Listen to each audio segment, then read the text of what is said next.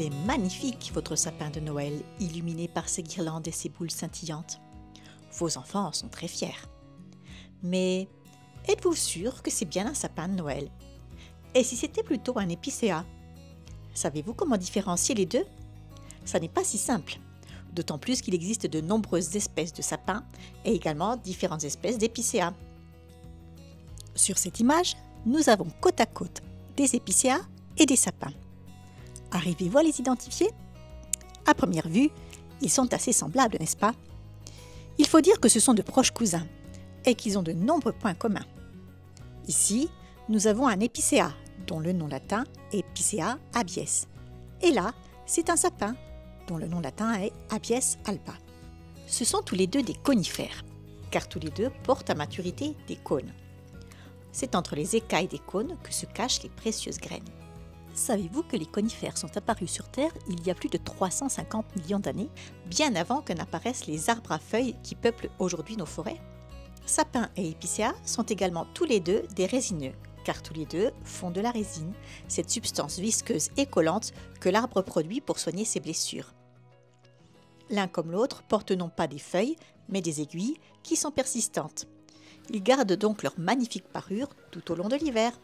Et c'est pour ça que ce sont eux qu'on décore à Noël et non pas les hêtres ou les noisetiers qui sont actuellement tout nus. Ils ont tous les deux une allure assez semblable. Un beau tronc bien droit avec des branches de plus en plus courtes au fur et à mesure que l'on monte dans l'arbre. Leurs branches ont une morphologie adaptée pour pouvoir résister à de grandes quantités de neige sans se briser. Ils sont tous les deux très grands. Ils peuvent mesurer jusqu'à 30 mètres de haut. Rien que ça. Regardez-moi cet arbre magnifique. Avez-vous une idée de son âge? Sapins et épicéas ont une belle longévité et peuvent vivre jusqu'à 500 ans. L'épicéa le plus âgé connu vit en Suède.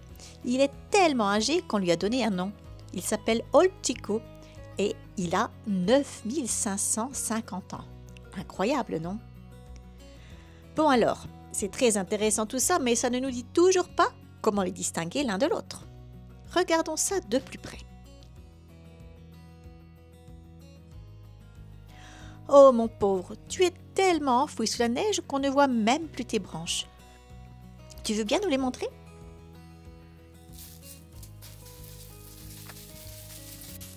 Vous voyez, les aiguilles du sapin sont arrondies à leur extrémité et ne piquent pas, contrairement à celles de l'épicéa. Si on enlève cet épais manteau neigeux, on voit qu'ici, on a des aiguilles qui sont assez pointues et plutôt piquantes. C'est bien un épicéa. Les aiguilles de sapin sont également disposées sur un plan horizontal, à droite et à gauche de la brindille, tandis que celles de l'épicéa sont réparties tout autour. On compare souvent les brindilles d'épicéa à des brosses à cheveux et celles du sapin à des peignes. Les aiguilles d'épicéa sont cylindriques et uniformément vertes, tandis que celles du sapin sont plates et plutôt claires sur le dessous et parcourues de 2 lignes blanches. On raconte qu'il s'agit des traces de ski des lutins des neiges. Un autre critère majeur de reconnaissance, ce sont les cônes, qui, comme vous le savez, sont les organes reproducteurs de nos deux résineux. Ceux de l'épicéa tombent vers le bas, tandis que ceux du sapin se dressent vers le haut. Et si vous passez sous un conifère et que vous remarquez qu'il y a plein de cônes à ses pieds, c'est que vous êtes sous un épicéa, dont les cônes tombent à maturité, tandis que ceux du sapin se désagrègent dans l'arbre sans jamais tomber, en principe. Je crois que je vous ai dit l'essentiel sur le roi des forêts de nos montagnes. Plutôt les rois des forêts de nos montagnes. Bon alors, ce bel arbre bien décoré au milieu de votre salon, qui aura bientôt une montagne de cadeaux à ses pieds, est-ce que c'est un sapin ou un épicéa? Mais au fait, entre le sapin et l'épicéa, lequel des deux est comestible à votre avis? Eh bien, les deux. Je vous déconseille bien sûr de goûter celui que vous avez acheté dans le but de le décorer.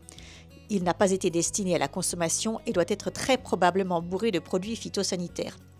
Par contre, lorsque vous vous promenez en forêt, vous pouvez prendre avec vous une bonne thermos d'eau bien bouillante et glaner au passage quelques petites branches d'épicéa ou de sapin ou un mélange des deux. Écrasez-les et brisez les brindilles, puis glissez-les dans votre gourde. Laissez infuser au moins 15 minutes, remuez et dégustez. Ça sent incontestablement bon la forêt et ça rappelle Noël, même quand ce n'est pas Noël. Et regardez ici les bourgeons qui attendent leur heure. Déjà fin prêt pour le printemps, alors que l'hiver n'a même pas encore commencé. Lorsqu'ils sortiront, ils seront d'un beau vert tendre et ce sera le moment idéal pour préparer du sirop de sapin savoureux et en plus excellent pour les bronches. Vous voulez connaître ma recette ? Alors abonnez-vous à ma chaîne et je vous ferai une petite vidéo ce printemps pour vous expliquer comment je procède pour préparer mon sirop de sapin. Ou mieux encore, venez me rejoindre au printemps pour participer à l'un des stages que j'organise sur la cueillette et la cuisine des plantes sauvages comestibles et médicinales. En attendant, je vous souhaite à tous un joyeux Noël et de bonnes fêtes de fin d'année.